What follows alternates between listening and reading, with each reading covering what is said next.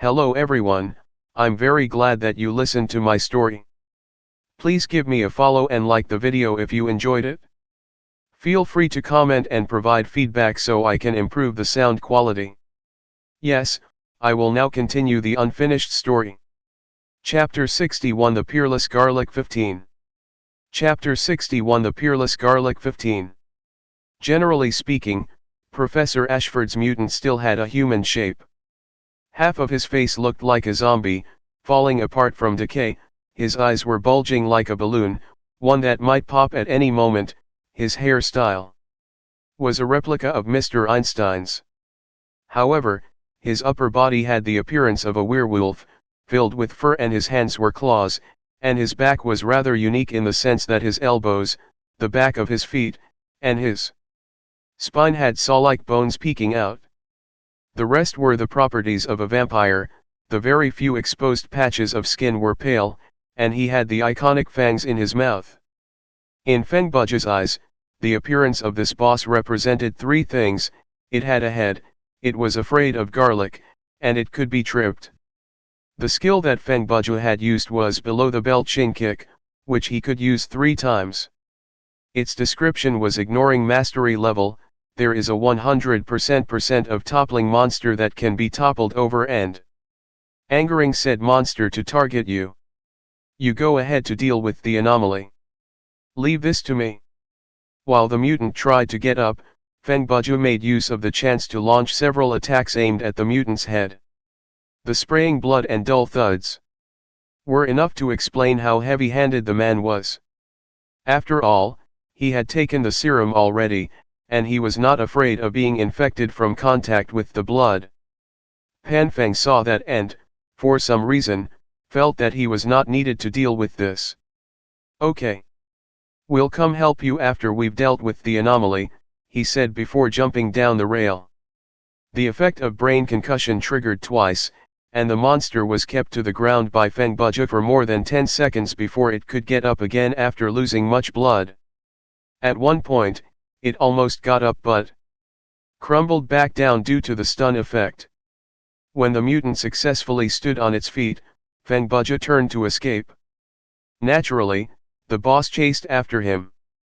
Unless someone could use the shameless skill to trip it again, it would not be changing its target anytime soon.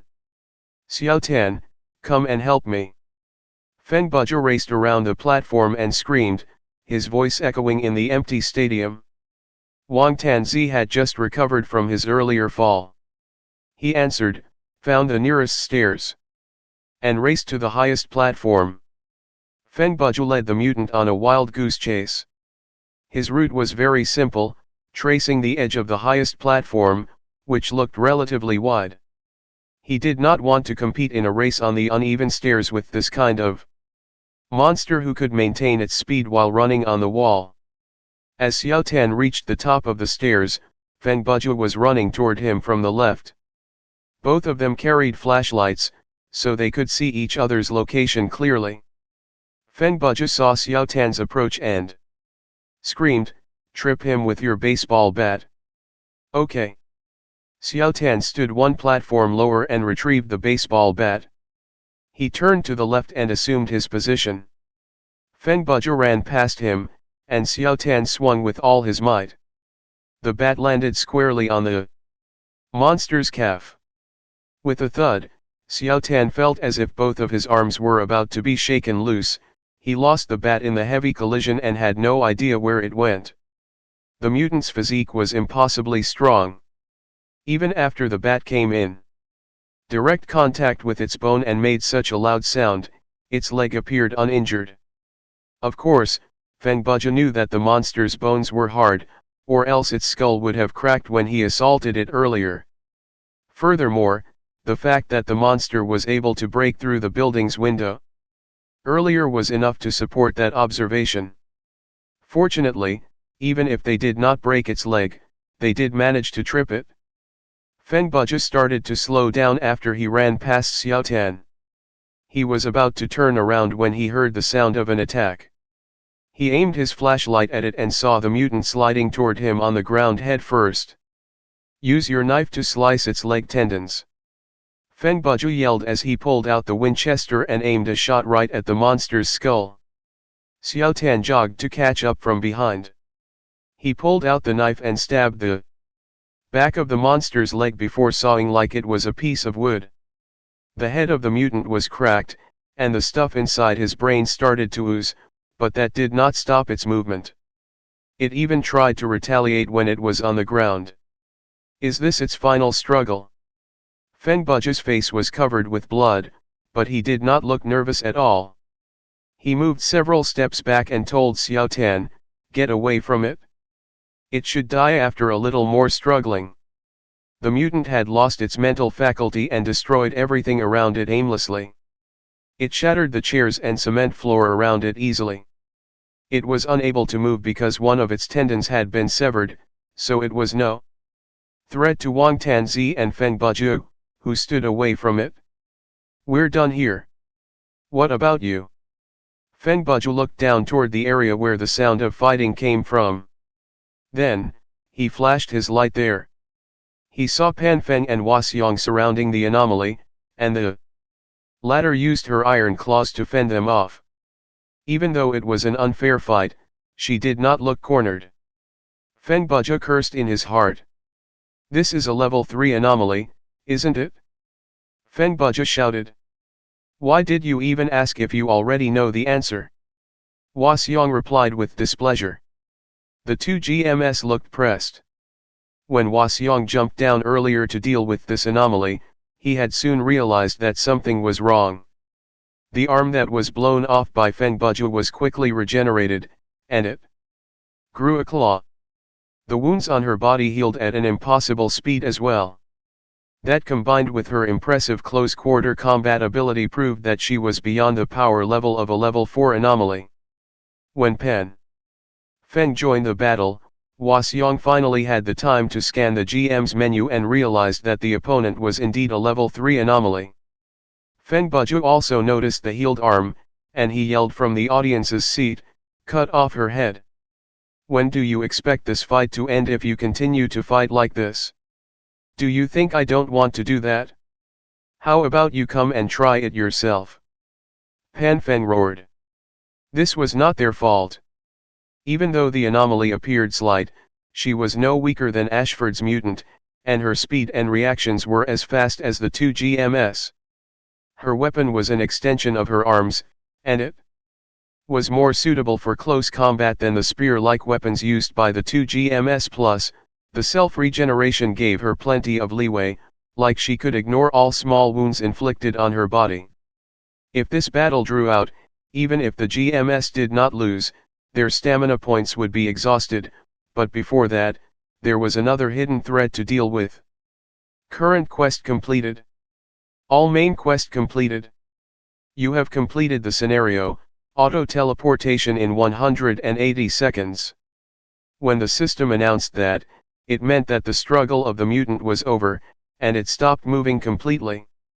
It also meant that Feng Bujue and Wang Tanzi could only stay for another 3 minutes in the scenario. At the same time, at the entrance, pairs of ruby eyes appeared from the darkness. Following the howling of the BW zombies, it announced the arrival of the horde.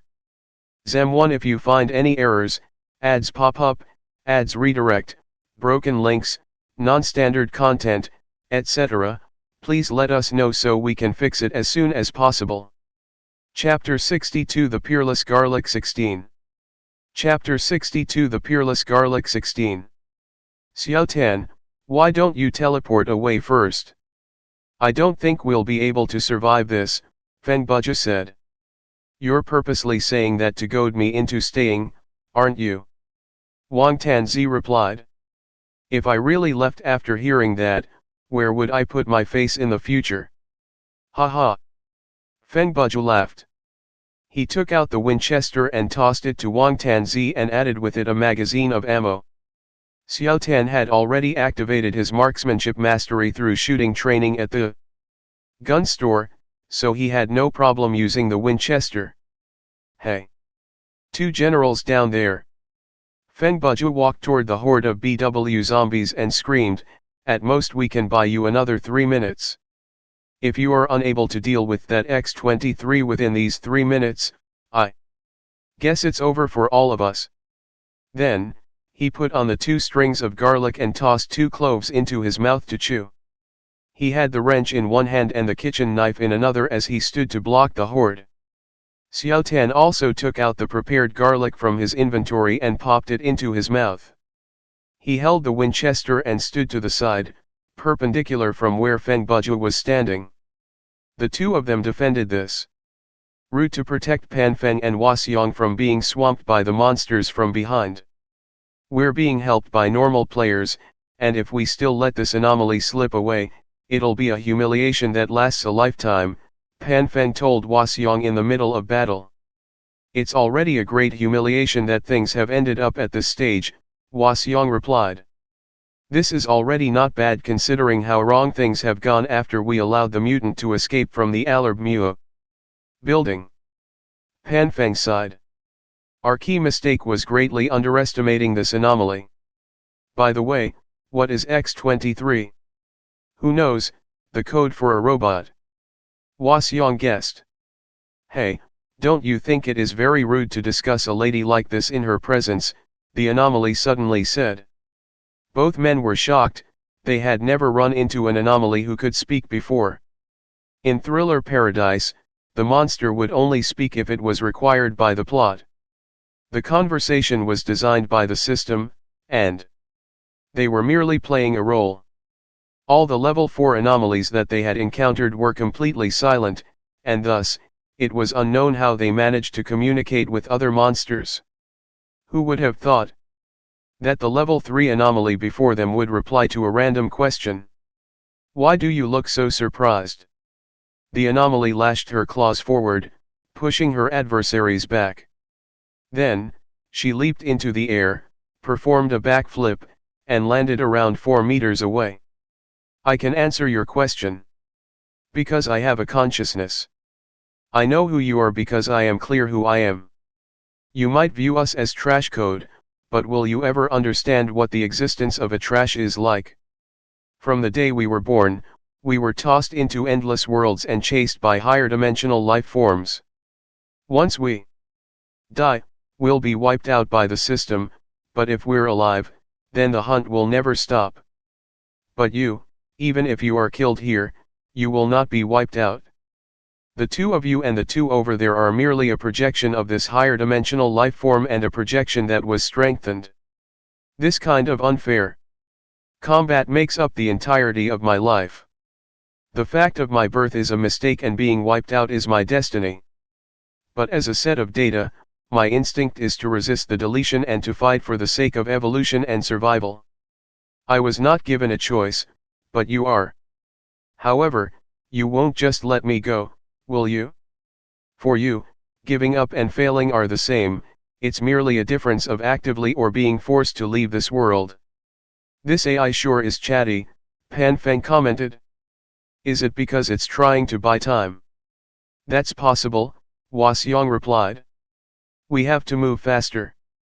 Even if the 2 kids manage to hold on for 3 minutes, they will be transported out once the countdown ends. They were not influenced by the anomaly's words. In fact, they were not even paying attention to what she was saying. Humph. It's like trying to sing to a cow. The anomaly smirked, and then a chilling determination colored her face. Do you want to witness the real from of X23? The claws on her hands started to transform. A few of the claws were retracted, and only 2 metal claws were left on each hand. However, between her bare toes, more claws started to poke out.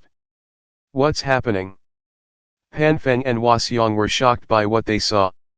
This anomaly had the ability to increase its power before the scenario ended.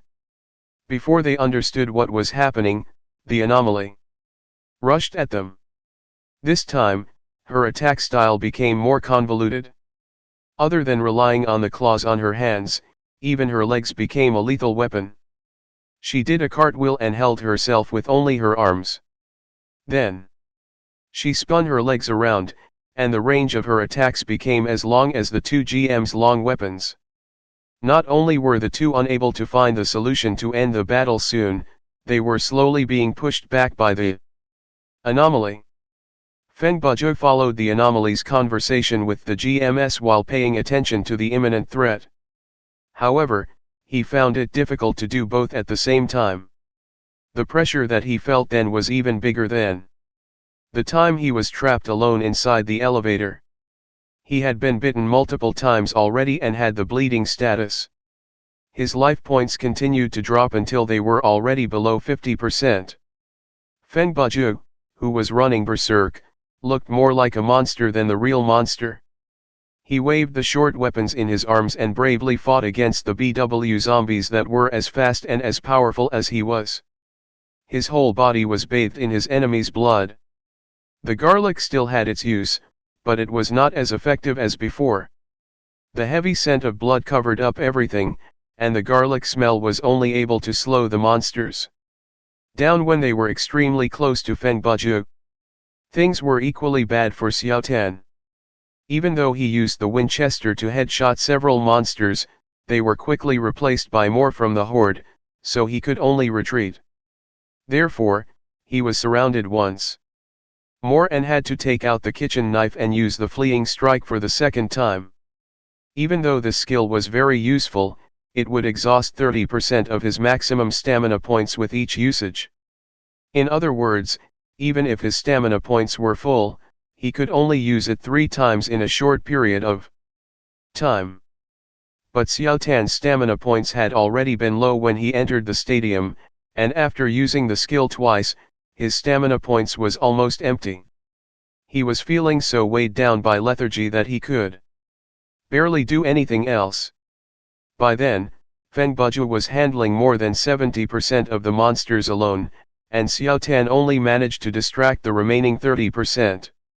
However, the monsters were still pouring in from the different entrances.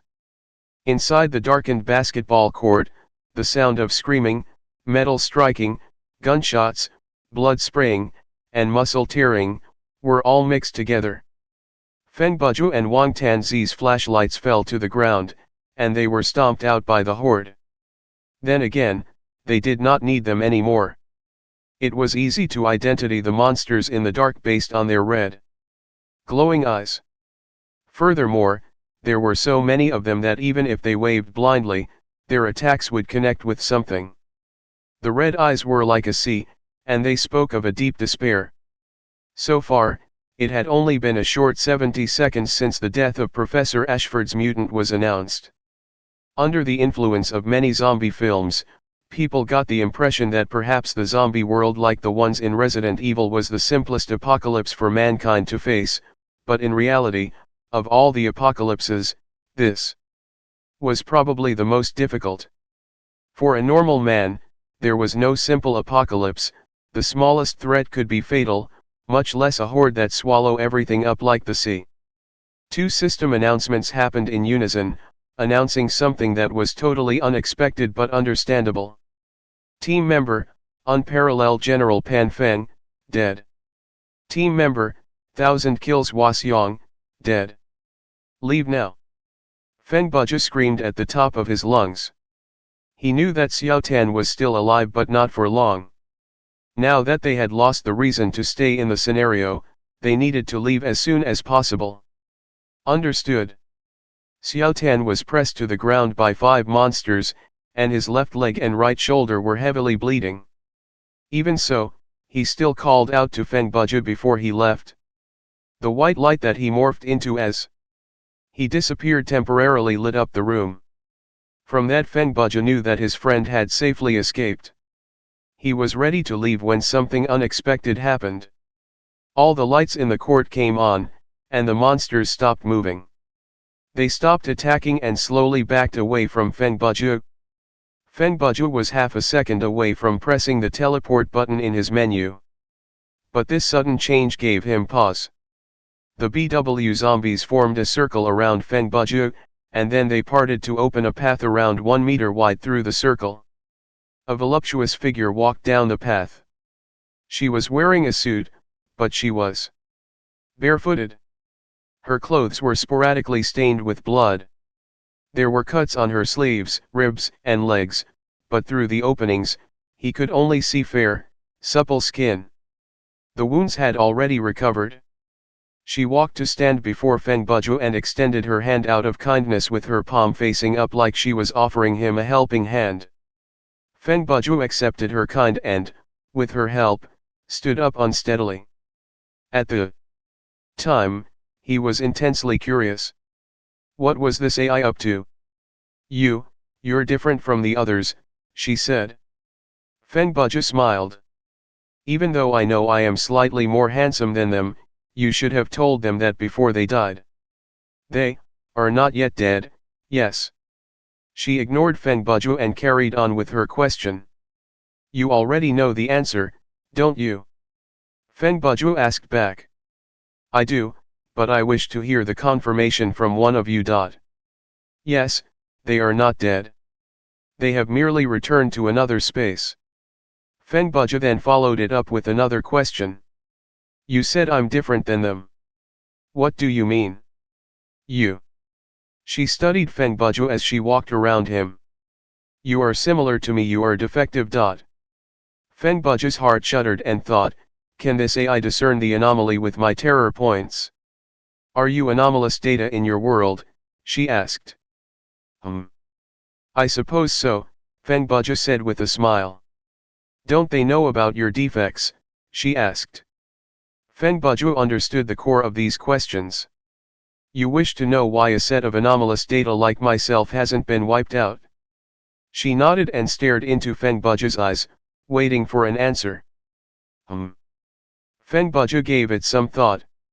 In our world, an anomaly like myself can be accepted. I, just like you said, turned defective due to some reason, but that is not of my choosing, so I could receive understanding. And even aid and pity because of that. But for certain people, their actions are known as criminal, and these people's defects go beyond a psychological and physical manifestation, they actively try to break the rules and harm other existences.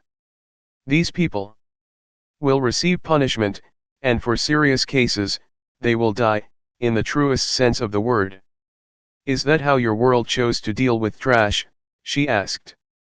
If they are born as trash, they can be forgiven, but if they choose to become trash, they will be punished. Feng Bujue laughed drily. It sounds harsh for you to conclude it that way, and it's quite superficial, but you are generally right. The higher dimensional life form that created you won't come to intervene. She posed another question. Feng Bujue was stumped.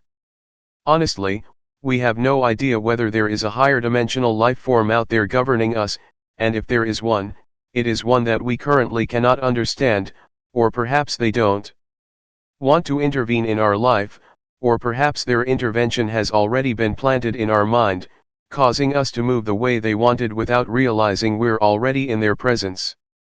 Maybe she could not understand Feng Bujue or needed more time to digest that information. She was silent for a long time, and the time was already longer than the countdown limitation for Feng Bujue, but he was still in the scenario. You can stop the system from transporting me, he asked. I can delay it, she replied. I can already do many things. Feng Bujue understood that this anomaly was very powerful. He probingly asked, then, are you a level 2 anomaly? Level 2 anomaly. She looked contemplative. Are you talking about them? She laughed, revealing her fangs. No, this kind of battle is enough to make me stand on the same level as them. When Feng Bujue heard that, he basically confirmed that Pan Feng and Wasyong's information was not complete. It seemed that Dream Incorporated was hiding many things. I'm glad, she said, that you're willing to listen to me and answer my questions even though you participated in the hunt for me earlier. I'm sure you can find it in your heart to forgive me. I am definitely on your side now. No, wait, actually, I've turned away from the side of humanity. Feng Bujue had thought that she had already forgotten all about the hunt, but hearing it being brought up, he was really worried that he might be trapped in this scenario forever. Can I use the name you've given me? She suddenly asked. X-23. Feng Bujue was surprised. Don't you have a name already? Of course not, she replied. In fact, I won't be using this name for long because I will die. Her tone was level when she said that, but it elicited a sense of hopelessness in Feng Bujue. But I think I should have a name because at least it proves that I've once existed. Feng Bujue was silent for a few seconds before sighing. You're right, Anomaly 23. At least you can count on me to remember that you have once existed. 23 made a smile that she thought was not scary. This shall be the end of our conversation, I don't think we'll meet again. Perhaps when you log into the game next time, I will have been cleaned already. So, goodbye forever, my friend from another dimension. Feng Bujue. Chapter 63 Intermission 10. Chapter 63 Intermission 10. The scenario has been completed. Calculating the rewards. Obtained EXP, 5,500, game coins, 55,000. Obtained equipment, none. Completed/accepted quests, 2/2.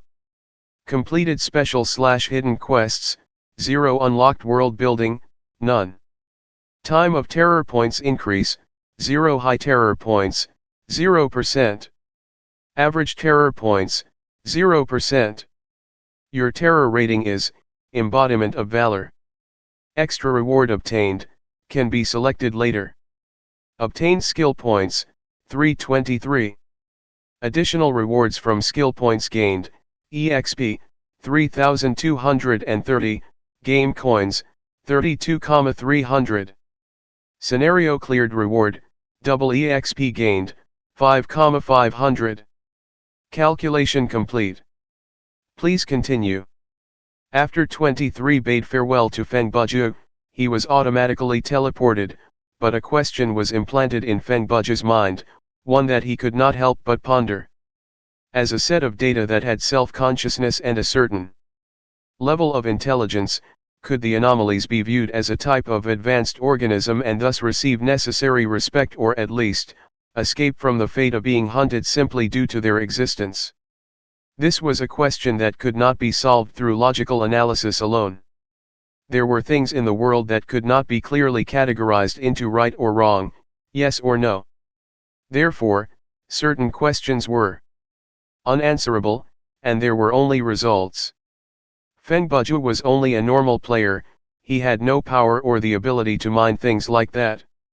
The only thing he could do was merely consider it. You've reached to level 13. Maximum stamina points increased to 1,300/1,300. The system announcement pulled him back to reality. Brother Ju, are you alright? How come it took another few minutes for you to leave the scenario? Wang Tanzi's voice also came through the communicator. Don't worry, I didn't die, Feng Bujue replied. See, I've reached level 13, haven't I? Wang Tanzi gasped. I'm just level 12 with around 2000 EXP, but I've played one more scenario than you. It's the difference between skill points, isn't it? The difference between skill points is actually not that big. Even if the skill points I've gained in the different team survival modes added up to be around 300 to 400, that is merely a difference of 3 to 4000 EXP. The level difference is mainly due to the fact that the reward for completing the hidden quest in the previous scenario was also EXP, and other than that, I've received a good terror rating reward that awarded me with 40% of my current EXP, Feng Bujue explained. Brother Ju, if you keep on queuing for solo survival mode and keep on getting the 40% EXP, won't you level up extremely fast? There's a chance you might even be the one of the first players to reach the maximum level in the server. Wang Tanzi said. I've considered that as well. If I had the heart, I believe it would succeed, but at the end of the day, I'm kind of cheating when playing this game. Becoming one of the first players to reach the maximum level will make me the focus of other players. On top of that, there is no special reward to be the first to reach maximum level.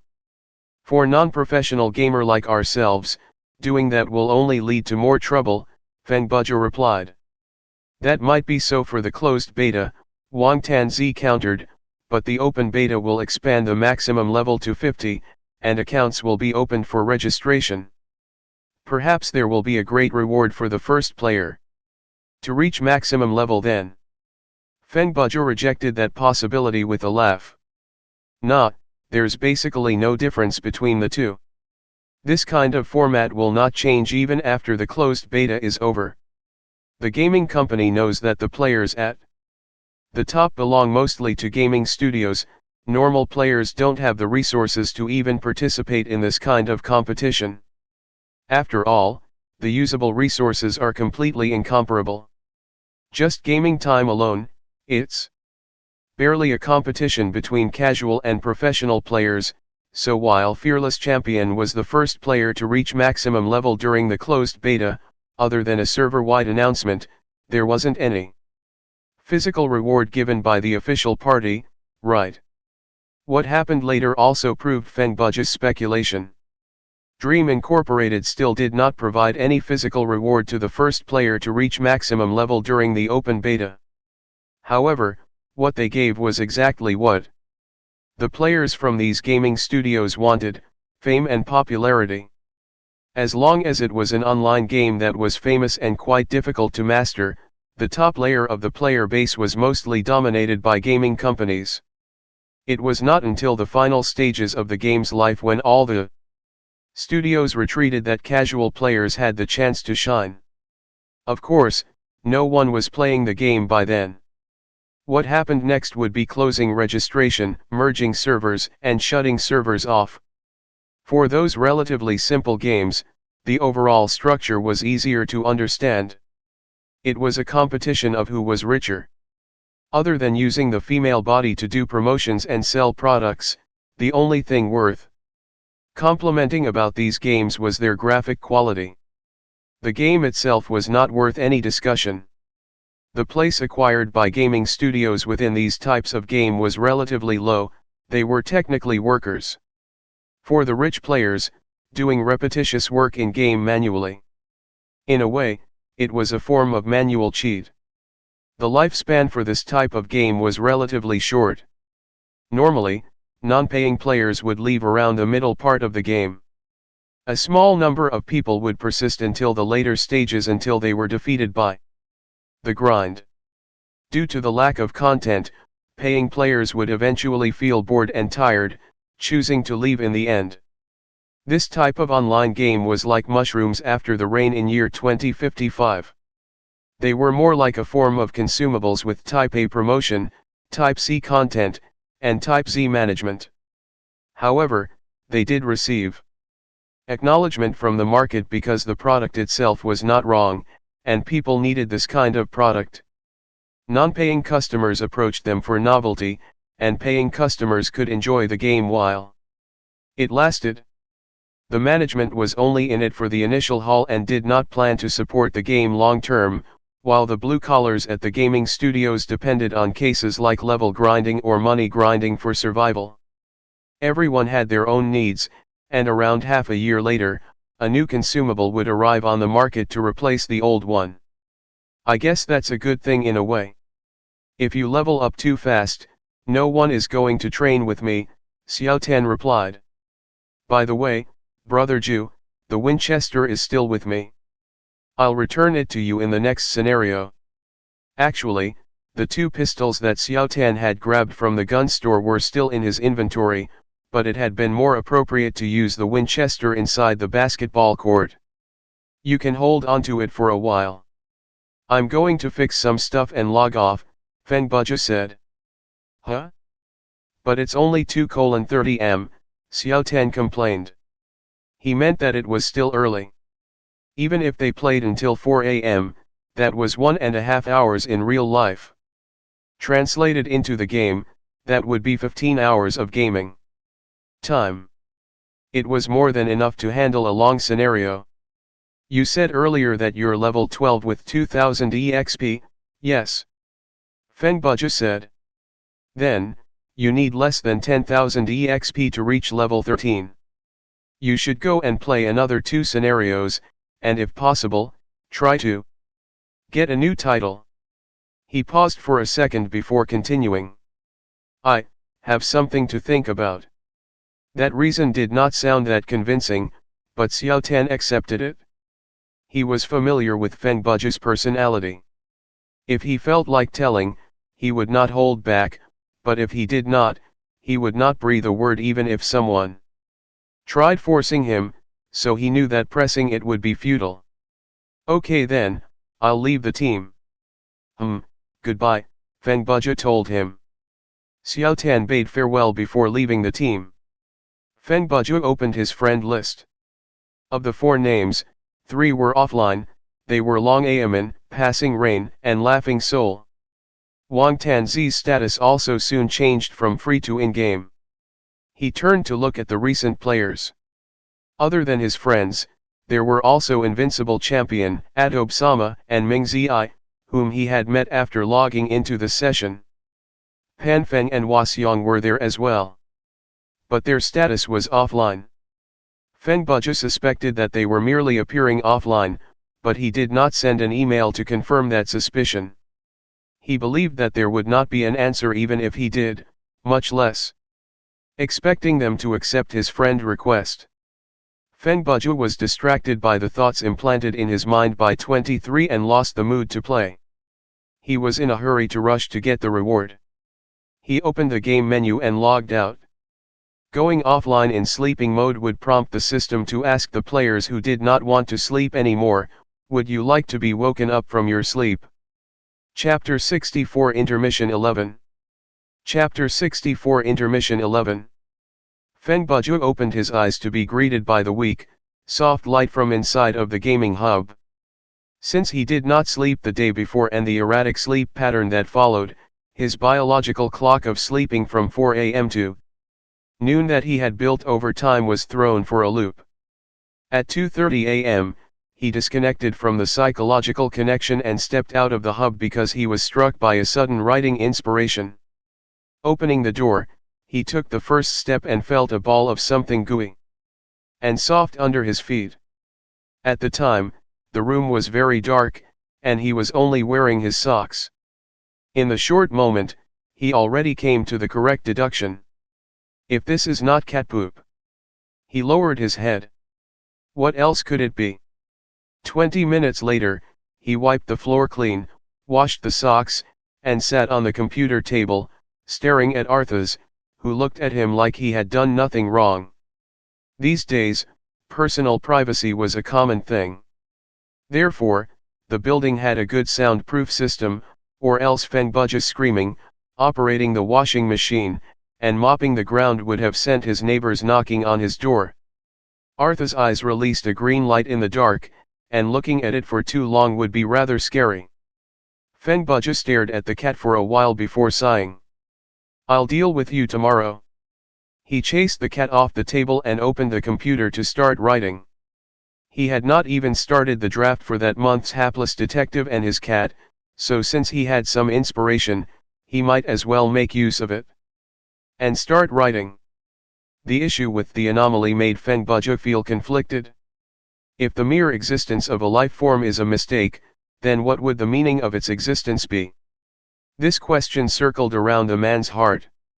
When he failed to grasp the answer, he would write about it inside his work, not because he was hoping to get the answer from the readers, because he knew some things were unanswerable. He was merely sharing the conundrum with others. To put it simply, when he was caught up in an unsolvable problem, he would turn that problem that affected one person into one that affected many people. In the end, everyone would be dragged into the same position as him. In other words, it was the highest state of harming others without bringing benefit to oneself. Of course, Feng Bujue could not write about his actual experience from the game in his story, so he had to set up a different plot to tell the anomaly's story from another perspective, adopting it into an arc within the Hapless Detective and his cat. Time flew as he focused on one thing. When he drew away from the story, he realized that the sun was already up, and the draft that he needed for this month was forming.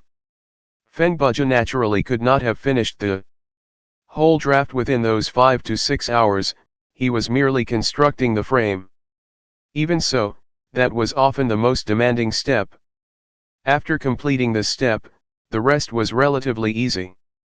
Filling in the content, editing, and then proofreading. The editor would handle the quality control, but normally, Feng Bujue's draft did not need any checking. He was one who valued his writing quality. It was a Sunday, and the weather was nice. To Feng Bujue's knowledge, Wang Tanzi would volunteer at the kindergarten every Sunday, or to use Feng Bujue's own words, it was to spend more time with people his own age. Feng Bujue did not feel the same fire for voluntary work. Compared to a stand-up youth like Xiao Tan, if he really got involved in things like that, it was more likely for him to scare or be a bad example to the kids. Speaking of Feng Bujue, the police station in his neighborhood knew his name well. Brother Ju was considered a legendary character there. For cases like a missing body at the hospital, the dog of a family giving birth to a cat, a child suddenly gaining the ability to smash a light bulb using telekinesis, crop circles, or meteor pieces. As long as someone came to file a report about something supernatural, it was the right thing to find Feng Bujue. Usually, either he was responsible for it, it was related to him, or at the very least, he would be able to help them solve it. Feng Bujue thought that this was not that bad. For someone like him who did not like to beg others for help but was willing to give others help, instead of saying that he was helping others, it was more like he enjoyed the feeling of being needed. To put it simply, he liked to have others come beg him, and this psychological thought had nothing to do with a sense of social justice, it was mainly his interest. In any case, this Sunday was going to be a free day for Feng Bujue again. He only had gotten 2 hours sleep the previous night, and it was a dream-like sleep that was spent in-game. Then he continued to write until dawn. By then, he was quite sleepy. He yawned and crawled back to bed. When he woke up, it was already noon. This time, Feng Bujue glanced to see if there were newly buried mines from Arthas beside his bed. Thankfully, there were none, but he quickly ran into another when he walked into the living room. As one who had once had a cat, he had the solution. First, he dragged Arthas to its creation and used both of his hands to hold the cat's face to the feces. Then, before its eyes, he used a paper napkin to pick up the thing and placed it inside the litter box. He led Arthas to the litter box and patted its head to make sure it could recognize the location.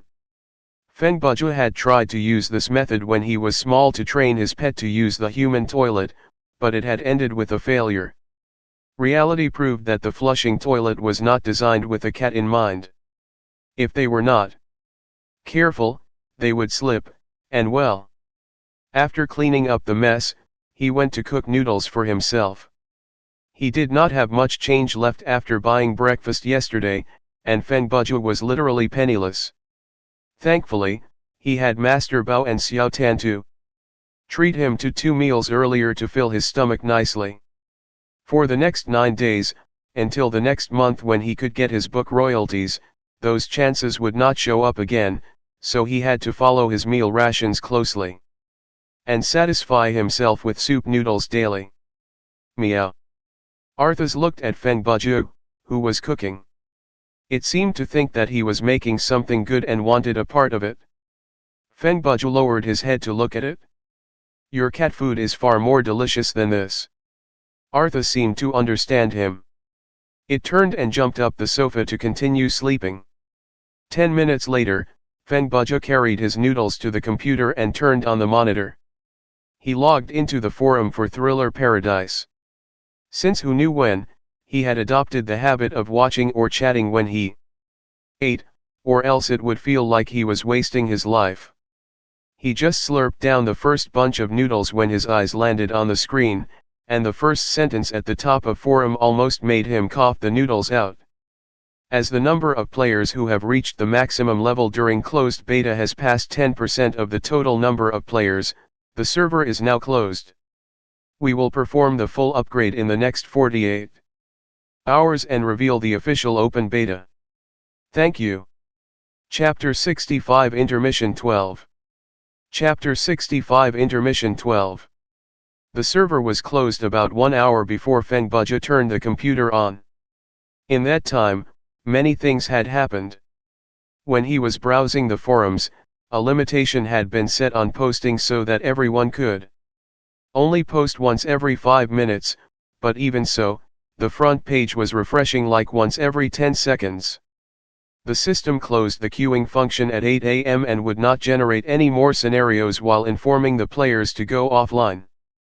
Players still in the scenario were not notified yet. At 10:20 AM, one by one, the previously gaming players slowly wrapped up their scenario. In those 2.5 hours, the notification to log off was attached to every player's login lobby. At 10:30 AM, players who refused to leave were forced out of the server, and then the server shut down. After that, the players swamped the forums. Seeing the highlighted notice board, the players were shocked, and everyone had something to say. Most of the users showed various degrees of disappointment and dissatisfaction, and not all of them were from the low-level range. In fact, some of them were close to or already at level 20.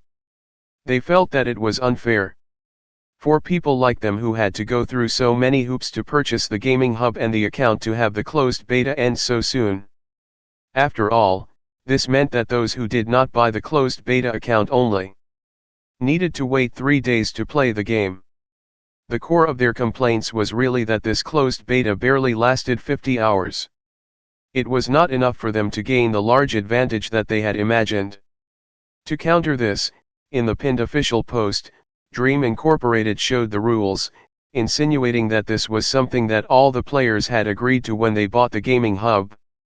The rules were written clearly.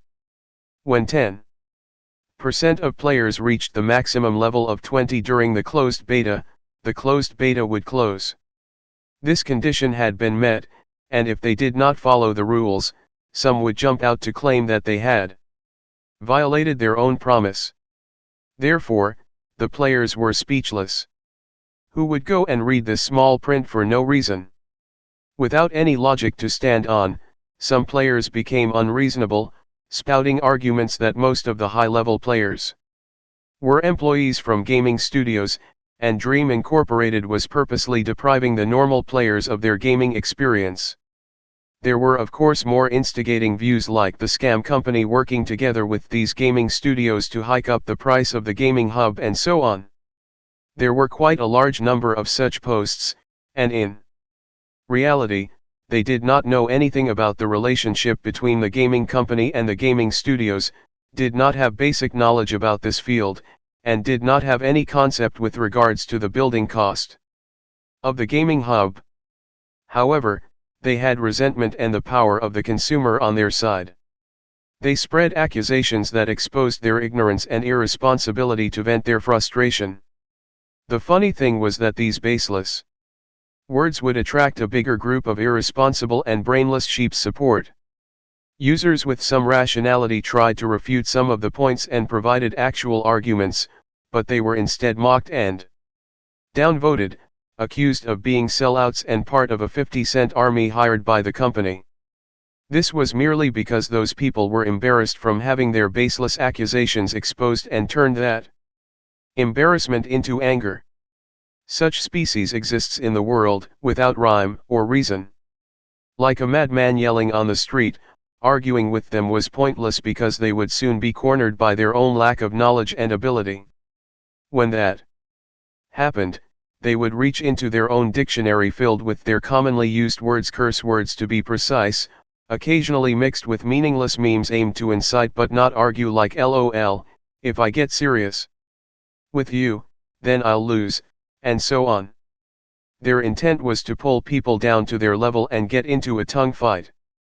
By fighting with such people, you would arrive at the battlefield confidently armed with big logic, big story, and big explanation, but when you realized that your opponent had nothing but blind accusation, yelling, and ignore, you would realize how futile it was. Of course, there were many silent accounts on the forum, waiting and watching. Some of them shouldered the risk of being swamped and posted support for Dream Inc. They were not members of Dream Incorporated but mostly employees from various studios. These people supported the company's decision to launch the open beta. From their perspective, it would mean that they could pour more resources into the game since it proved that the company had confidence in their product. Other than that, there were other pot stirrers and peacemakers, negotiating between the many parties. Their posts were mostly about suggesting Dream Incorporated to pay more focus to the benefit of normal players, changing 10% players to 10% non-professional players. They did not wish for fairness, they also wanted benefit but refused to align with the unreasonable crowd, so used these seemingly reasonable points to make similar points. The chaos on the forum pushed the threads asking for help and guides to about 10 pages behind, like rocks falling into the ocean. The already busy forum became even more crowded, and explosive was too light a description for it. The forum fell under great traffic like it was being hacked or something. However, facing this situation, Dream Incorporated adopted a stable as a mountain even when the fire is right at the front door type of philosophy. Since they had posted the announcement and the server was closed, they would continue with the update, and if the players were that angry, they could just abandon the game right there and then. For most of the players who said let's all return our gaming hub or I'm leaving the CR*PPY game, scam company, the employees at Dream Incorporated adopted a light-hearted view of it. It was like they were laughing at these people's expense because they knew that it was definitely these people who would stay until the end. In fact, they did not even delete these threads because, 1 week later, these threads would become these people's shame. One could say that, as a new company on the scene, Dream Inc.'s reaction was no different from the leader of the field. They never admitted any mistakes and they never changed their decision. The user's choice was either to accept the situation or stop playing. It was like the government with the hike of oil price, there was no room for discussion. These days, many companies closed when their game was still in alpha.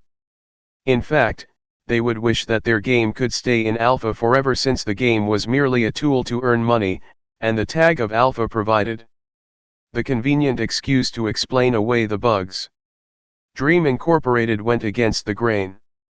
The act of finishing the closed beta in 2 days not only did not hurt the game's popularity but instead provided it with more promotion. Just that Sunday morning, Dream Incorporated announced the basic equipment needed for the open beta of the game. Other than the players who purchased the gaming hub released for the closed beta, players who used other companies' gaming hubs or gaming headsets would need to purchase the additional connectivity device released by Dream Incorporated before they could log into the game. This news did settle the fire on the forums somewhat. At least not everyone could get into the open beta just like that. It was like the closed beta players had bought a PS4 and had about 50 hours to play the game pre-release, while open beta players needed to buy an additional PS4 controller before they could play the game.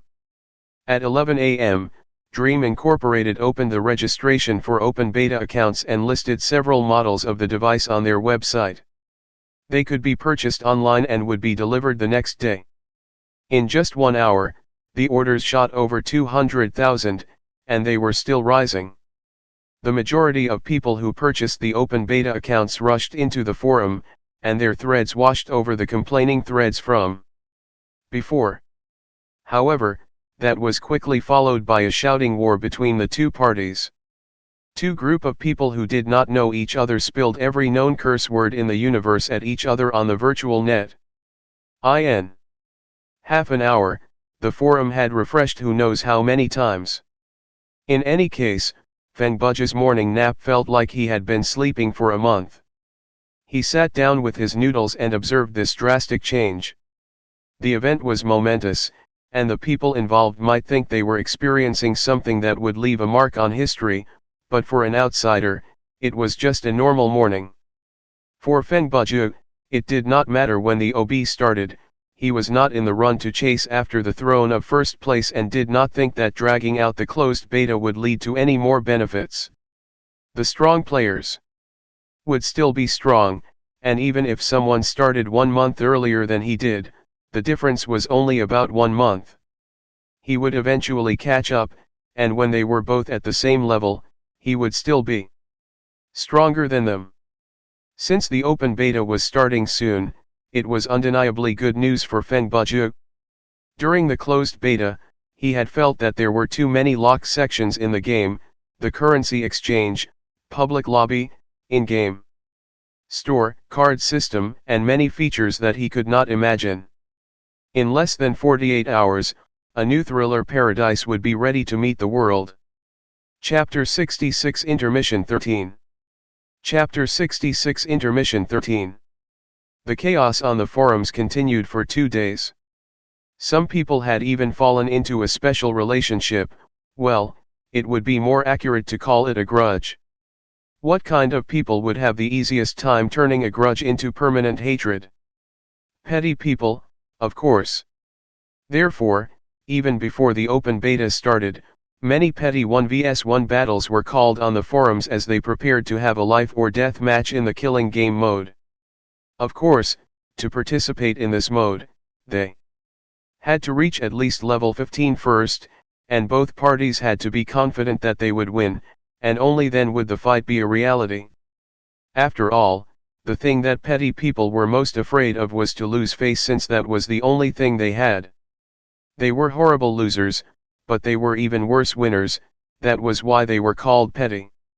It was the hardest thing to snag a victory from a petty person, because they would come up with multiple reasons to justify their loss, like you had a longer playing time, your level is higher than mine, your equipment is better than mine, and of course the classics, you got lucky and my keyboard wasn't working.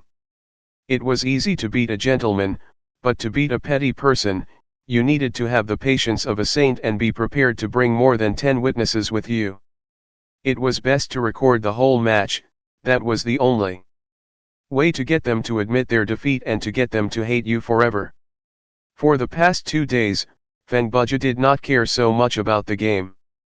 He ate noodles for 2 days and focused on his writing, finally finishing the manuscript for the month. Other than that, Arthas also finally understood that the litter box was the toilet. On Tuesday morning, Thriller Paradise reopened its server, and this time, it was for the open beta. Feng Bujue did not log into the game immediately, and it was naturally because the time of the server opening overlapped with his sleeping time. He had spent some actual effort to readjust his biological clock, and he was not going to mess with it again. After all, waking up at midnight and going to bed at 4 a.m. could help him save the cost of a meal.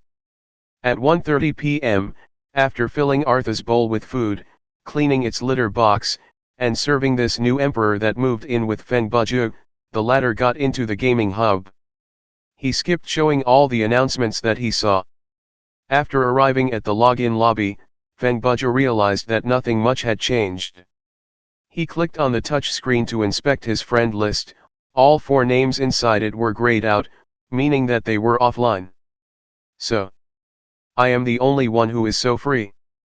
Feng Bujue used a lazy tone to comment self-deprecatingly. Even though nothing new was added to the menu interface, there were some quality of life updates. It became smoother and more presentable. Other than that, the in-game FAQ had also become more complete. The question that Feng Bujue asked before, which type of item will not be shown during rating review after they were taken out of a scenario, could now be searched through the FAQ. Seeing that clause, Feng Bujue thought about cleaning up his inventory. Currently, his inventory's volume was 7/10, including Mario's wrench, Eyes of Hostility, a kitchen knife, a baseball bat, an M1911A1 pistol, Echo armor, and a bag of garlic. The serum for Virus Z was unable to leave the scenario, so during the previous scenario, on the way back to the gun store from the Alarmue building, Feng Bujue had removed the serum from his inventory. At the time, he and Xiao Tan had taken the serum, and the two GMS had a passive skill that made them immune to all infections that could be found in all low-level scenarios. So, the serum was useless. His flashlight was broken when he was surrounded by the zombies at the stadium. Thankfully, he had an extra one in his login lobby. Feng Bujue felt like he would not have any use for the bag of garlic in the future, and it was not rare by any means, so he destroyed it using the function given by the game. The Winchester and its ammo had been given to Xiao Tan. The M1911A1 pistol was fully loaded, but Feng Bujue did not possess additional ammo. After removing the garlic and replacing it with the flashlight, the inventory was still 7/10. After arranging his inventory, Feng Bujue turned around to head to the metallic room to obtain the additional reward from a good terror rating when he heard the system say, "Please select the area that you're going to." After that notification was given, on the side of the elevator door, in a space that was originally empty, the stream of data coagulated to form a rectangular control panel. 5 buttons the size of a fist materialized on it, and they were all marked with words. They were respectively, storage, conference room, market, thriller box, and do not press this. Feng Bujue's gaze was naturally attracted to the last button. What is the meaning of this? His expression was curious. If you don't want people to press it, why did you create it? Telling people not to press it will only make people have a bigger urge to press it. He hesitated for a few seconds before he could not resist the temptation anymore. He reached out to press it, and the button lit up for a second when it was pressed, and then, nothing happened. Feng Bujue waited 30 seconds and looked around, but still, nothing happened. He could not help but grumble, "What is this, some kind of joke? He. So, he has pressed it, huh?" Wicked laughter followed the words and came surprisingly from behind Feng Bujue. He turned to look and saw a man in a corner a few steps away from him. The man was a Caucasian around 20, wearing a black suit. His body was slight, and his skin incredibly pale. He had short hair and wore spectacles with a white sheen on his lenses. One had to admit that even though he lacked a sense of high standard, the man was, objectively speaking, quite handsome. Brother, how did you get in here?" Feng Bujue asked. He. The man snapped his fingers, and the "do not press this" button disappeared in a burst of data. "It's just moving between a space inside a game, how hard can that be?" He. He seemed like to couple his sentences with this strange and wicked laugh. "Are you an NPC? A GM?" Feng Bujue was curious. "Wait, you can't be an NPC because I'm not in a scenario." In the open beta, does everyone gain an AI that fulfills the role of a personal assistant in their login lobby? But that doesn't seem right. Shouldn't an NPC like that be a woman dressed in a provocative outfit? "You wish." The man laughed. He. Just treat me as a GM, but you will not be able to get an official statement from the company about me. They might even tell you that I am not someone who should even exist." Hearing that, Feng Bujue's expression shifted slightly, and he asked in a serious tone, "Are you an anomaly?" "Ha ha ha." The man guffawed as he shook his head. "Ha ha. Anomaly? They're at least 2 dimensions lower than I am."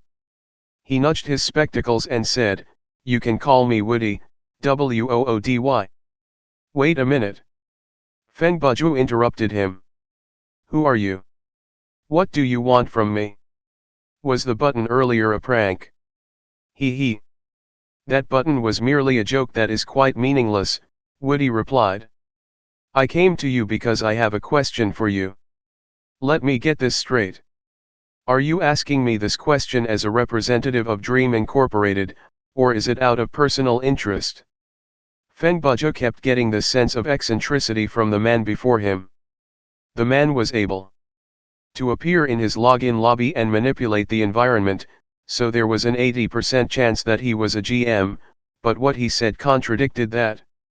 What did he mean by just treat me as a GM and they're at least 2 dimensions lower than I am? How did he even come up with the calculation to know that? I came from hell, and due to my job, I need to confirm some questions with you. The white light on Woody's glasses did not waver, and that made it difficult to tell his expression. What is wrong with this company's GMS? Everyone is so damn mental. Feng Bujue was intended reminded of Pan Feng and Was Yang. As someone with a mental disability, do you have the right to call me mental? Woody smirked. Feng Bujue thought internally, so, the company has found out. Then again, it's to be expected. After all, I've cleared all the scenarios with a 0 terror points rating, so the system will have flagged me a long time ago. Then, is this man's job to specifically deal with players who are suspected of cheating? He. Sure, you can see it that way if it makes you more comfortable. Woody smiled wickedly. Huh. Feng Bujue was startled. What? No way. He can read my mind. Woody did not answer, only chuckling. He. First, I want to ask, do you believe in Jesus? Feng Bujue knew a thing or two about hoaxes like supposed mind readers that scammed others, so he did not trust what Woody said fully. He merely thought that the man was playing mind tricks on him.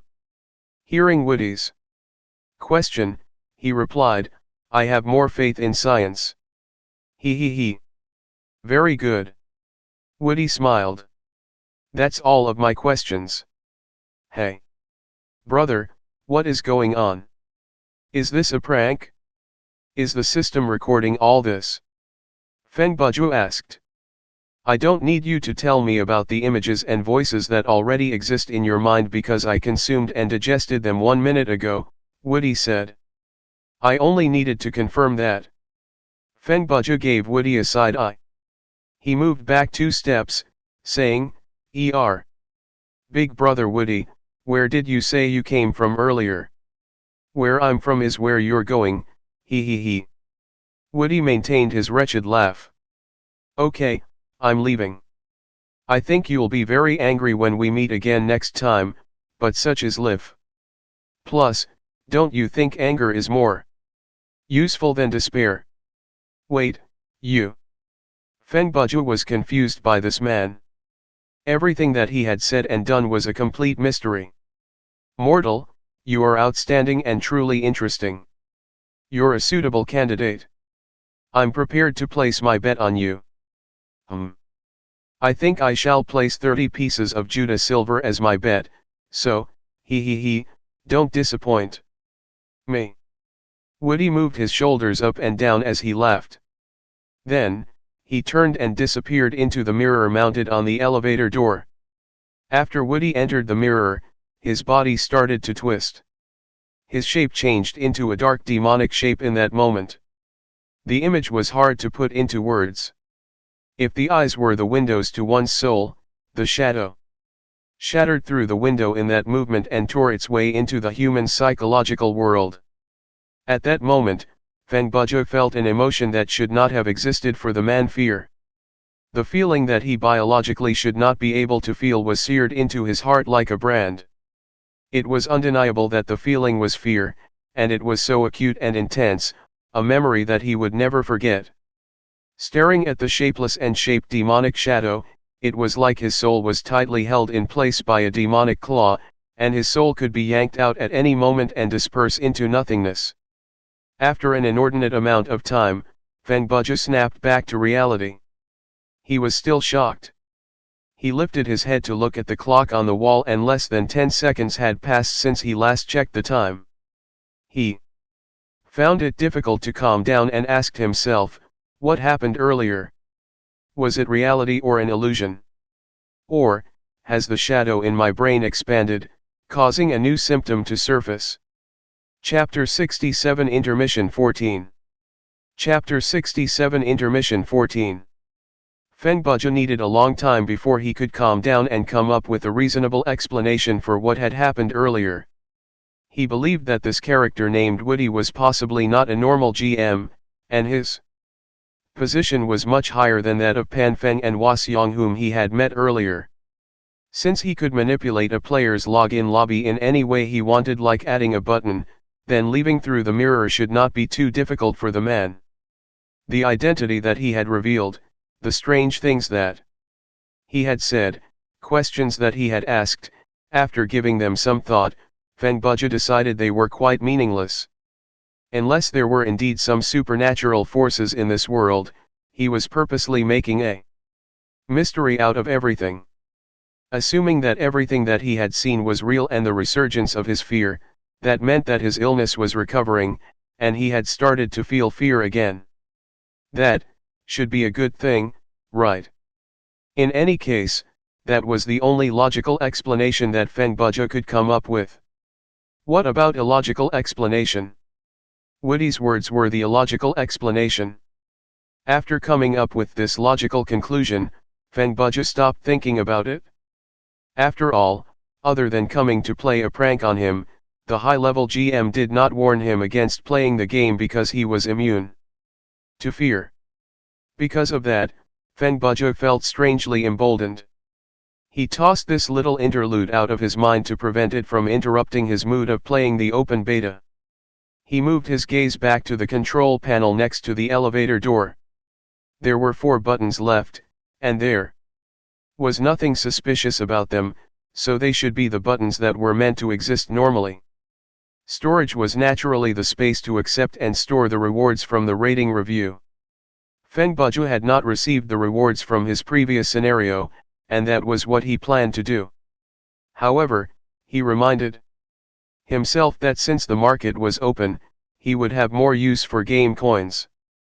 Therefore, he did not hurry to get the reward and decided to visit other places first so that he knew what the best reward for him to pick was.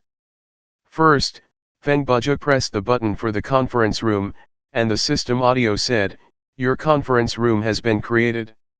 You can invite your friend, teammates, and players not in your blacklist to enter the conference room to communicate. The limit on players allowed in the room is 10 players. When you are in the conference room, market, or thriller box, you can use the new text chat to communicate with others." After the notification ended, the elevator doors opened. It revealed a metallic room slightly larger than the storage. It was bright and spacious. In the middle of the room was a long table, and around it were 10 black lounge chairs with back support and wheels. The surface of the table was silvery white and looked like a smooth, even surface, but upon closer inspection, one would notice that there were 10 circular surfaces that were slightly different in color around the edge. After Feng Bujue stepped into the room, the elevator behind him closed automatically. He hesitated because that did not happen when he visited the storage. He turned back to look, and on the side of the conference, there was also a control panel next to the door. It was obviously used for entry and exit. At the conference table, you can access a specific menu to view the items in your inventory and storage. Without actually taking out the item, you can directly display its attributes on the table. When he saw the notification, he decided to try it out with Mario's wrench. A 3D image showing the item's shape immediately floated up above the table, and it was slowly spinning on its own. The item attribute showed up inside the conference table's menu. If there were other people seated at the table, they would have been able to view this menu as well. Other than exchanging information, equipment, and items with team members, this place can be used to conduct a private auction, Feng Bujue said. This function of the conference table was to display certain items to a group of people because, during normal occasions, you would have to hand the item over to someone if you wanted them to look at its attributes. During the closed beta, this could only be done voluntarily without asking anything in return, but during the open beta, the party that handed over the item could choose to gift, trade, or show depending of the situation. The chosen function would be carried out as soon as the brain signal traveled to the system, the players would not need to spend a whole minute trying to pull the items out of their bags. Feng Bujue stepped away from the table, and the item display stopped automatically. He pressed the button next to the elevator, and the doors reopened. When he stepped into it, the doors closed again. Then, he pressed the button for the market, and the system said, "Connecting you to the market. Please wait a moment. Your zone number is 17. The market is a large public space, and to prevent overcrowding, many zones are generated. You can select a default zone to connect to in the login lobby, but if that is not set up, the system will assign you to a zone that is relatively empty. Each zone can support 5,000 players at most, and you'll be placed into a queue should the zone that you wish to connect be full." After the notification ended, the doors opened. The first impression that Feng Bujue got was that of the New York Trade Center, but this space was even larger. A metallic building that looked like a lightning rod was placed in the middle of the market. Around it, from 2 meters up to 8 meters, the wall was filled with screens updating the game data. The crowd surrounding this information tower was the heaviest, and it reminded Feng Bujue of the Hong Kong stock market in the 90s. After Feng Bujue walked out from the elevator, the doors closed after several seconds, and then they quickly opened again to spit out another player. He turned to look and realized that, on this side of the building, there were around 100 identical elevators arranged neatly in a row. They kept opening and closing, with players entering and leaving every minute. Those doors were merely the interjection between the login lobby and the market, and they would lead to different places. When he needed to leave, Feng Bujue could take any of the elevators to return to his login lobby. Of course, there were people who had tested walking into the same elevator together, but that would not work. One of them would be blocked by an invisible wall. It was the same for the conference room. If a player was invited to join another player's conference, they had to enter it through their own login lobby's elevator. In other words, the 10 players had to come and go on their own. Feng Bujue walked to the central area of the market and looked around. He realized that the roof was extremely high, so high that he found it impossible to tell how high it was. The walls of the building were curved, and from the outside, Feng Bujue believed that the space would look like an upturned bowl. There were 4 panels built into the wall of the information tower, and they were curved, hugging the shape of the tower. On the 4 panels hung many screens where information was flowing. This area was the heart of the market, the auction house. Further away were rows of shops arranged like a night market. Those were official shops, and there were a few customers milling about. However, since the items on sale were fixed and they would have to wait until the next season before a new stock replaced the old one, players would normally look around, make their purchase, and leave, so the players that lingered there were not as numerous as the people around the information tower. This zone was rather crowded, and people filed in and out of the crowd. Feng Bujue planned to visit the official shops when someone called after him. It's you. Chapter 68 Intermission 15. Chapter 68 Intermission 15. Oh, it's Adobe-sama. Feng Bujue turned to the sound and saw Adobe-sama and Ming Zi as well as 2 more players with them. Feng Bujue had not seen them before, but none of the players' IGNs were hidden at the market. With one glance at the 2 names, a name is so hard to find, or Chu Ming, and a hard find, one's name, or Zhen Nan, Feng Bujue knew that they were from the same gang. For a group like them whose relationship was so apparent just from their IGNs, they were obviously friends in real life and not acquaintances who had just met each other in game. From the looks of it, it was Adobe-sama's IGN that stood out from the rest. Tisk tisk. Stop right there, don't act like we're friends, Adobe said. Don't you remember how much you scammed us in the previous scenario? Oh, why would you say that? Feng Bujue asked. Acting dumb, is it? You told us to focus on training our marksmanship at the gun store, but it did not take long for a super powerful monster to appear and one-shot us almost instantly, Adobe complained. Then, have you leveled up your marksmanship to E? Feng Bujue retorted. Well, we have, Adobe replied. Then, case closed. The goal has been completed. Your marksmanship improved from N/A to E, and you gained some equipment. So, you died. I never promised that you would survive until the end, did I? Feng Bujue turned the question back. Furthermore, why did you expect me to carry you to the end of the scenario? I'm not a professional player paid to help other players train their level. Well, the man has a point, Mingzi said. What point? Adobe roared, but he could not come up with anything to counter.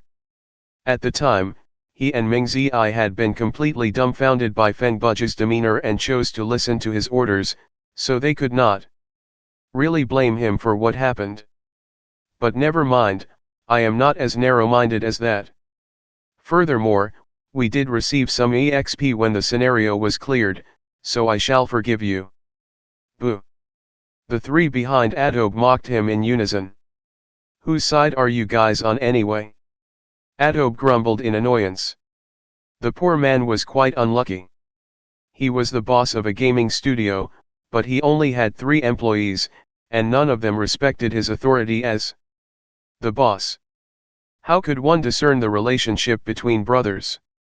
Mainly, they were close to each other when they could mock each other easily but would never be offended. If the two were always polite and cautious around each other, one could only say that they were mere acquaintances. Huh? All 4 of you are wearing a uniform, and it comes with a logo. How did you do that? Feng Bujue asked. When he saw the 4, he noticed that they were wearing the same apparel. Now that the market was open, the company had pushed out many different outfits to allow the player to have more freedom to choose their personalized apparel. For someone like Feng Bujue who was still wearing the default black t-shirt and jeans, they were either open beta players who had not cleared many scenarios or closed beta players who happened to splurge their game coins on other things. The 4 before him were dressed in sports attire. They had white long-sleeved shirts with a heavy emphasis on the color blue. The 2 sleeves and, starting from the left shoulder, 1/3 of the shirt was blue in color. The pants were black, loose sports slacks. Well, they were Hyote, what would you expect? On their right shoulders, there was a special logo where the word Hyote was written vertically. Floating above the name was a faded blue symbol of an iced rose. This was the latest feature provided by the game, an extension of the guild system. The guild leader could design a guild logo, and then it would show up on all the clothes of the guild members. Based on the style of the apparel, the system would select the most suitable spot for the logo to appear, and since the 4 from Hyote had uniform apparel, the logo appeared on the right shoulder for all of them. That would be the symbol of our studio, Adobe-sama said proudly. I designed it myself. Just to clarify, I personally don't think this logo looked that cool, Chu Ming interjected. His facial features could be called handsome, but weirdly enough, he was sporting an afro. By the way, it was Adobe who forced us to wear this apparel as well, Zhen Nan added. This brother made himself look more handsome in game, but like his friend, he was sporting a weird hairstyle, a mohawk to be specific. Of the 4 weirdos, other than Adobe-sama, who was relatively normal, the other 3 were respectively, Mingzi, bald, Chu Ming, afro, Zhen Nan, mohawk.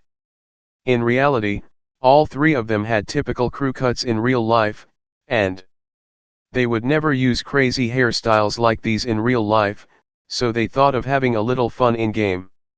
Indeed, this logo does look quite feminine. I feel bad for you, Feng Bujue said in a pitiable tone. Thankfully, you managed to stand out with these amazing hairstyles. Hey, who said the logo is feminine? It is obviously very handsome, sharp, and graceful. Audiobook exclaimed. Brother. Feng Bujue placed his arm around the youth's shoulder.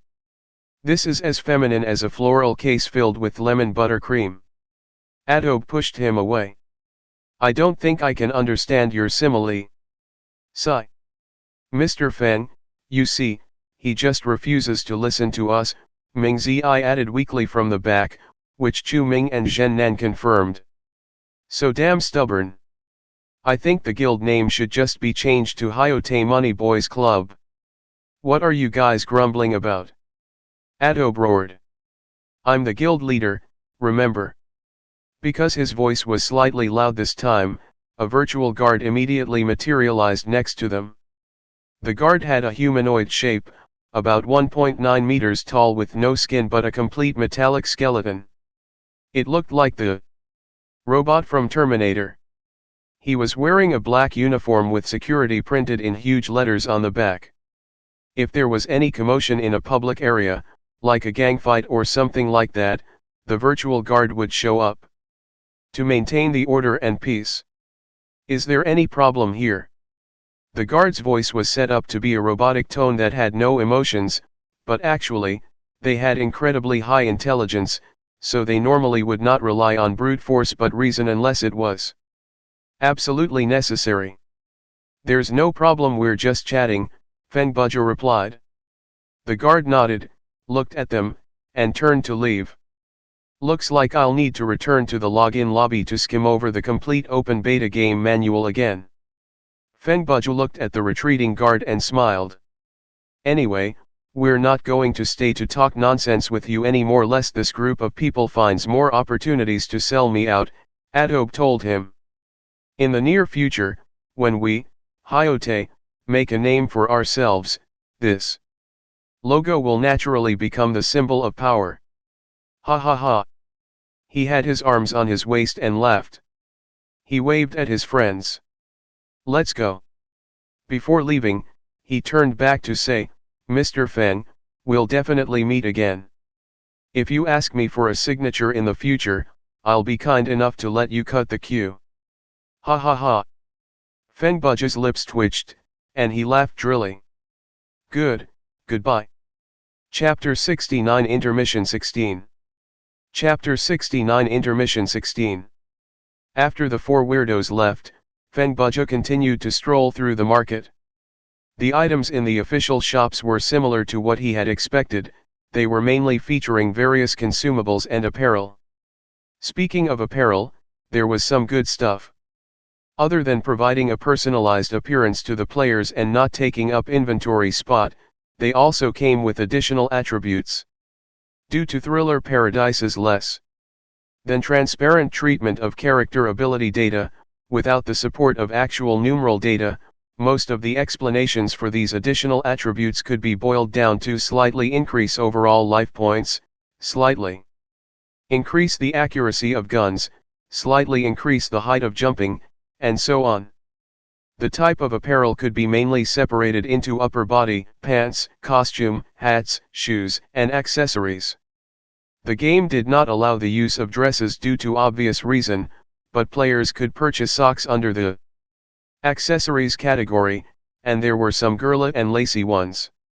If a female player seriously intended to show their legs, they could wear the socks with shorts.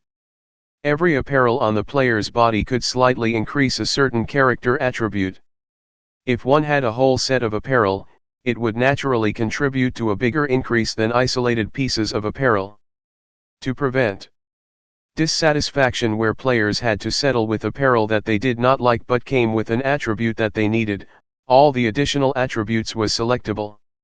For example, if a player bought a beret, but when he made the purchase, the apparel itself would not come with any attribute bonus, once the item entered the player's inventory, the player would be given the chance to pick between 3 randomly generated attribute bonuses.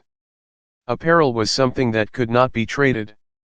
If the player was insistent on one particular attribute, the only method was to purchase the apparel again and again. Of course, the chance of that happening was low.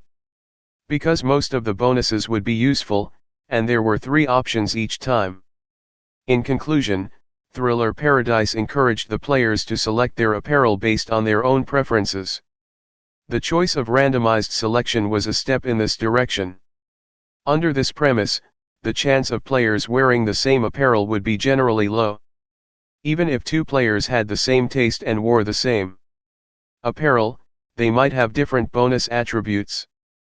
As for consumables, the most commonly needed was the life points recovery potion, stamina points recovery potion, bandages to stop bleeding, all-purpose antidote, and an ointment to neutralize paralysis, burning, diseased, and frostbite statuses. Other than that, there were items like ammo, ropes, arrows, batteries, and explosives. There were many types of consumables.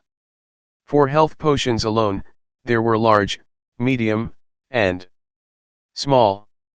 They recovered a different percentage of life points and thus were priced differently.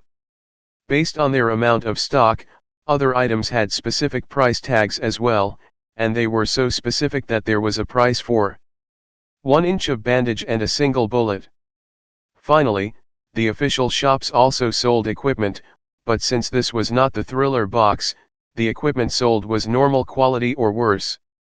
It was equipment without special effects.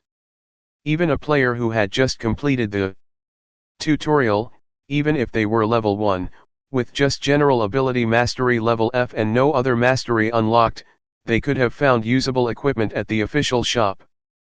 Yes, it was weak, but it was better than going bare-handed. Therefore, players who could not find any equipment in-game could solve that problem with money. No matter their character level and mastery level, they could always find a set of normal quality equipment at the official shop. Feng Bujue schemed through the content of the shops and did not pay much attention to the consumables. After all, he did not need to know too much about the many types of potions and bullets, just the ones that he might have use for. He did consider purchasing apparel, but their asking price was quite high, and the price of the apparel seemed to be decided depending on their rarity. For example, a panda costume was sold for 300,000 game coins. The fact that this costume had the same randomized bonus attributes as common apparel that would cost 30,000 game coins aside, could you imagine how restrictive one's mobility would be wearing such an unwieldy costume? Or did Dream Incorporated think that entering a scenario in the appearance of a mascot would help lower the terrifying atmosphere and thus decided to hike up the costume's price? At this point, it is pertinent to talk about the economy. When the open beta started, Dream Incorporated suddenly announced that the game would not be a second currency. Other than the fact that the 2 items sold at the Thriller box, namely special equipment and game coins, could be purchased with skill points, everything else could only be purchased with game coins, and Dream Incorporated would provide services to exchange RMB for game coins. This was common practice, but Dream Incorporated also came out with a very surprising policy. The exchange rate for Thriller Paradise's game coins and RMB would often change. The exchange rate would move according to the market situation. Therefore, the trader market aimed by the gold farmers was thus destroyed in one move by the game company. The exchange rate would be updated at 8 a.m. every Monday. For example, 1 RMB might be able to purchase 100 game coins one week, but the next week, the same amount of RMB might be able to purchase 120 or only 85 game coins. For a higher income, naturally, the higher the exchange rate, the bigger the profit margin for Dream Inc. The best would be if 100 RMB could only buy 1 game coin, but that was impossible because it would crash the market. Therefore, the system would be completely computerized. The system would come up with the exchange rate based on the number of players, the game coins flowing through the market, and so on. Even though this kind of method might lead to a coin hyping phenomenon offline, that had nothing to do with Dream Inc. After all, the service they provided was unilateral, the company only accepted RMB in exchange for game coins based on the current exchange rate. What the players decided to do with their game coins was their own prerogative. If the players were able to buy the game coins when the exchange rate was 1:10,000, and sell them when the rate was 1:100, then that was their skill as well. In any case, reality proved that it was very hard to do so. This was because the exchange rate monitored by the system would not have a big difference over the years. They were mostly within the range of 1:2,000 and 1,3000. With the exchange rate made public weekly, the whales were too lazy to deal with gold sellers, and clever players would take more into consideration whether to buy from these people who provided a slightly better exchange rate than the official party or wait a few days to see if the official company would undersell the gold seller. Of course, for the current Feng Bujue, since this involved RMB, it was something that he had heard about but would not get himself involved in. If he wanted to make a purchase, it would have to come from his own hard work. For a level 13 player, Feng Bujue had accumulated quite a lot of assets. He had 164,300 game coins and 843 skill points. At that point, he was suddenly reminded of the bag of garlic that he had just destroyed. It might have been able to fetch some coins on the market, so he was feeling the sting of regret. But upon closer reflection, that kind of item could be found anywhere inside a scenario, and it was not even equipment, so it probably would not be worth much on the market. After all, if those kinds of things were valuable, then most players would not focus on solving the puzzle in-game but turn into hoarders, collecting trash from the scenarios to be sold on the market. I should go take a look at the auction house. The outfits sold here are too expensive, Feng Bujue murmured to himself as he turned around and walked toward the information tower. When he got closer, he realized that, on the 4 panels, other than the items on sale at the auction house, there was a specific screen that listed the in-game player ranking. The 4 panels respectively had the 4 cardinal directions printed at the top, probably to help the players tell their direction inside this space. Feng Bujue came to the eastern side and lifted his head to look. The ranking there was for the player level. Of the first 20 players, 2 of the players' names were hidden, while the remaining 18 were openly listed. Each name had a bracket behind their IGN, and inside the bracket was the name of their guild. For most, it was the name of their gaming studio. The moment that the system pushed out the guild system, the studios had jumped on it. Feng Bujue temporarily had no idea what the benefits and the conditions for forming a guild were. He decided to find out more once he returned to his login lobby. Then, he only glanced through the rankings to familiarize himself with the famous players and studios. Then, Feng Bujue walked over to the southern panel.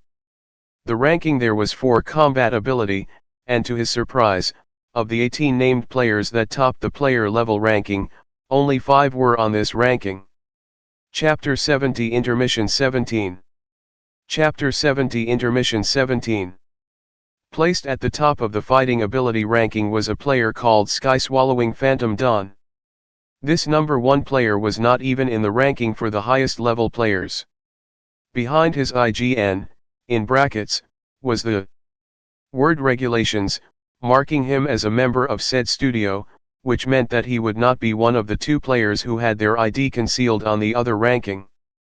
This kind of professional gamer who was affiliated to a gaming studio had no reason to stay low profile, and Feng Bujue believed that their boss would not have allowed them to conceal their name either, because every name that appeared on the ranking was a chance for the studio to flaunt and promote their name. Looks like a level difference in this game really doesn't mean much, Feng Bujue thought to himself. The level ranking is merely a reference for players to see who's close to reaching the maximum level, and the truly capable players are the people on this ranking. Feng Bujue studied the ranking. None of the top 20 players on this ranking had their IGN hidden, and every single one of them was attached to a gaming studio.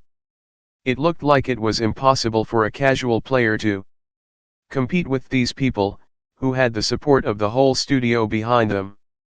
This was particularly obvious at the start of the game.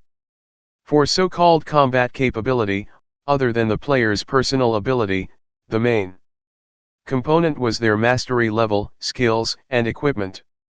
Those with the support of gaming studios would have a huge leg up in terms of skills and equipment level.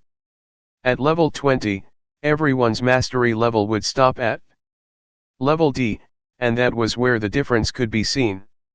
It was worth noting that other than this sky-swallowing Phantom Dawn, the other regulation members were placed after 6th place, and in 6th place was the first player on the level ranking, the first player to reach the maximum level during the closed beta, Fearless Champion. On the ranking, 2nd place to 6th place were dominated by another studio, and their IGNs were respectively Shiva, Vishnu, Brahma, and Yama. The 4 came from a studio called Brahman. The studio looked quite powerful because, in the level ranking, the 4 were placed there as well.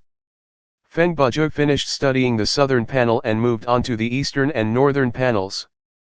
The rankings there were respectively the ranking for the guild's general ability and guild's fighting ability. Not surprisingly, the first 2 spots for these 2 lists were taken up by Brahman and Regulation. Brahman was first in guild's fighting ability while Regulation took the lead for guild's general ability. Actually, the term general ability was quite confusing. Since it had a distinction from fighting ability, it naturally pointed at the guild's overall ability. Other than wealth and numbers, the strongest feature about Regulation was that they had no weakness. For example, the invincible champion that Feng Bujue had come across earlier was one of the members tasked with specializing in fighting mastery during the CB period. Level, equipment, and other masteries were unimportant to him. What he needed to do was focus on the task that he had been given and then hand the first-hand information to the studio. Naturally, there were other members tasked with exploring other masteries. Regulation used this type of practical method to obtain valuable information, and when their main players entered the game, they would be able to skip over many common pitfalls. In other words, Regulation had an almost perfect, highly efficient system, especially in the way they handled gaming information. They left no stone unturned and thoroughly investigated every single aspect. Any simple resource that they had could easily defeat the guides written by casual players on the forums. Of course, they would not have done something like that to share their resource because their resources were not something that could be purchased with money. However, Brahman was no pushover either. Their focus was their individual members' personal ability. They did not care how the other gaming studios went about their business. Brahman's tactic was very simple. Once the open beta opened, they moved all their main celebrity players into the game and started the training. After all they had were aces, so it did not matter the type of route they took because, eventually, they would end up at the top. Feng Bujue studied the guilds that took up the top 20 spots. There was quite a bit of overlapping on the 2 rankings. Other than Regulation and Brahman, there were 7 studios that were on both rankings. The remaining 10 or so spots were vaguer. In any case, there was no Hyote on either ranking, and this went to show the validity of the rankings. After studying the 4 rankings, Feng Bujue walked to the information tower to observe the situation in the auction house. What he saw surprised him greatly. The price tags there were incredibly high. Equipment that was rather common was sold for a higher price than the apparel. Excellent quality equipment at level 10 asked for a 120,000 bidding price, and the selling price was marked at 200,000, which meant that the bidding price was around 60 RMB. Just a glance at that, and Feng Bujue could not help but laugh. That money was enough to buy a full set of cheap apparel, and the set would last the player for as long as they wanted. How long could this equipment be worn for? They would need to change it for another equipment when they were level 20. At the start of the open beta, all the players were afraid that they were underselling their stuff at the auction house. That psychology could be understood.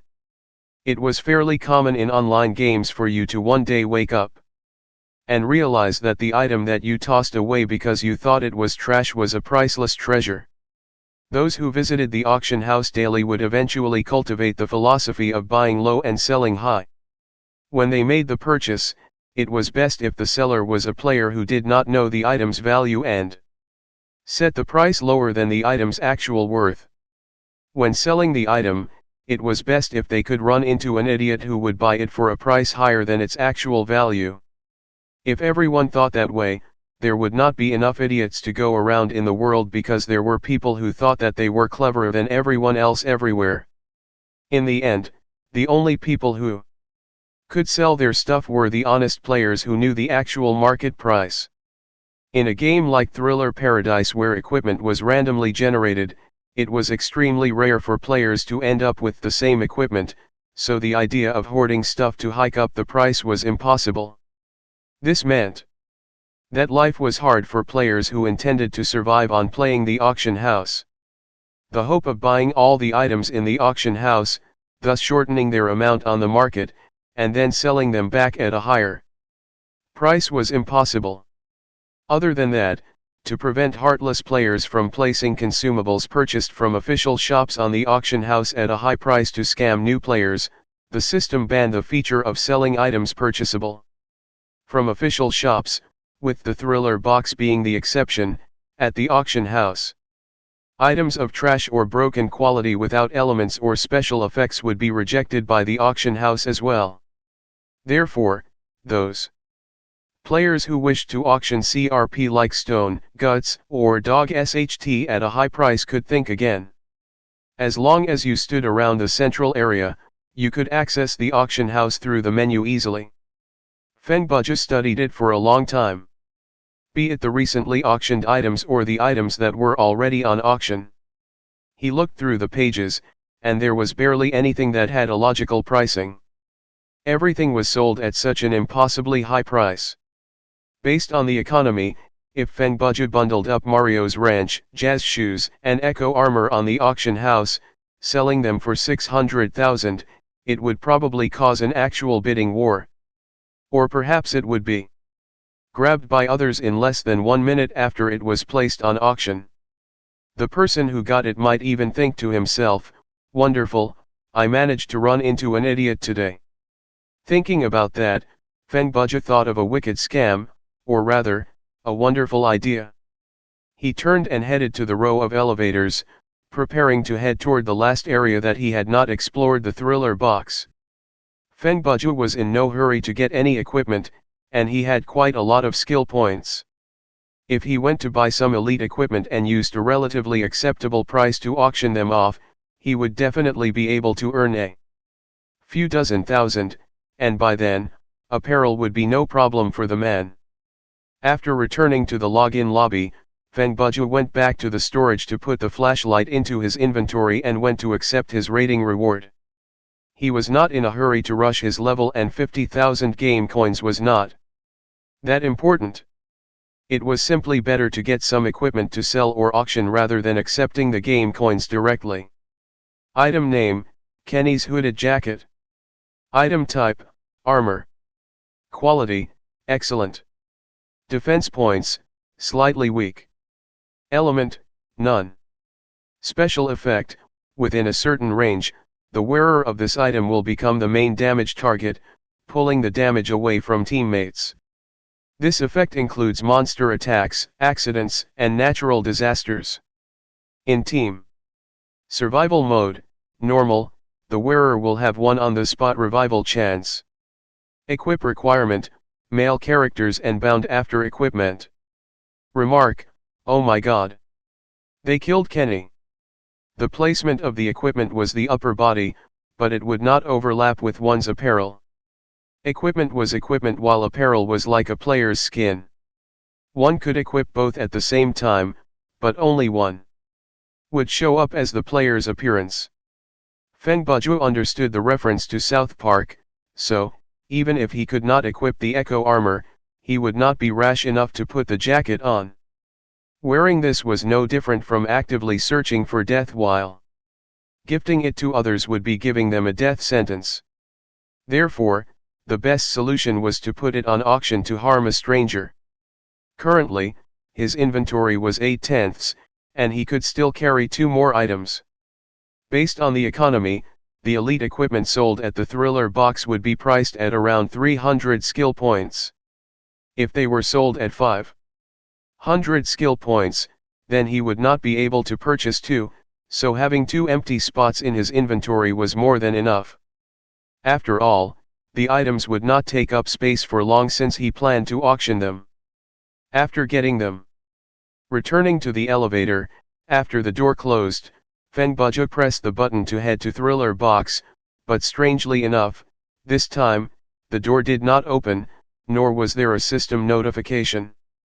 2 seconds later, the elevator started to move, and strangely enough, Feng Bujue realized that the elevator was not moving up or down, but instead, it was moving like he was on a roller coaster. There was no rhyme or reason, and he was tossed around for a while before the elevator stopped. The door opened on its own, and an unexpected sight appeared before Feng Bujue's eyes. Part 7 of the series ends here. If you enjoyed it, please give us a like and subscribe so we can be motivated to make even better videos in the future.